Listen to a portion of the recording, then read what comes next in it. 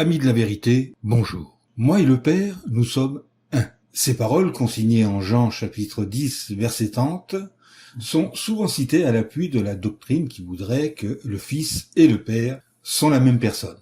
Cependant, Jésus a montré ce qu'il entendait par être un avec le Père.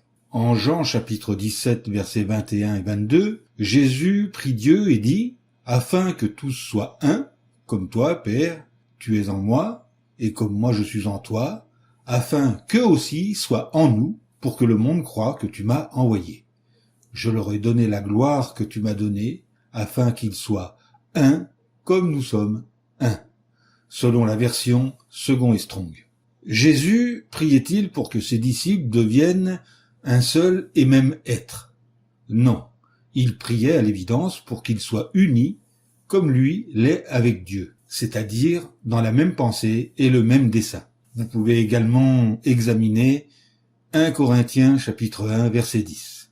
En 1 Corinthiens chapitre 3 versets 6 et 8, Paul déclare en substance « Moi j'ai planté, Apollos a arrosé, celui qui plante et celui qui arrose sont un. » Paul ne voulait pas dire qu'Apollos et lui étaient deux personnes en une, mais qu'ils étaient unis dans le même dessein. Le terme grec, traduit ici par un, en, est au neutre. Il signifie littéralement un ou une chose et indique l'unité dans la coopération.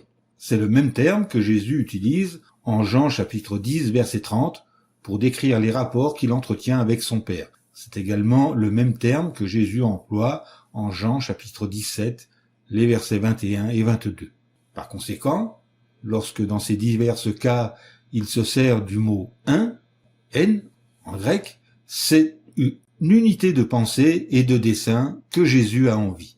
À propos de Jean chapitre 10 verset 30, Jean Calvin, qui était trinitaire, a dit dans son commentaire sur le Nouveau Testament dans le tome 2 de l'Évangile selon Jean, je cite, « Les docteurs anciens ont grandement abusé de ce passage pour prouver que Jésus-Christ est de même essence que son Père.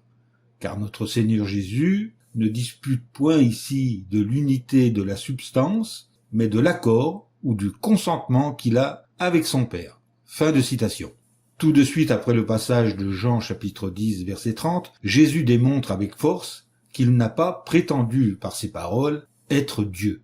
Aux Juifs, qui ont tiré cette conclusion erronée et qui veulent le lapider, il réplique « À celui que le Père a consacré et envoyé dans le monde, vous dites « Tu blasphèmes » parce que j'ai affirmé que je suis le Fils de Dieu » selon la traduction œcuménique de la Bible. Non, Jésus n'a jamais prétendu être Dieu le Fils, mais le Fils de Dieu. Fin de cette vidéo.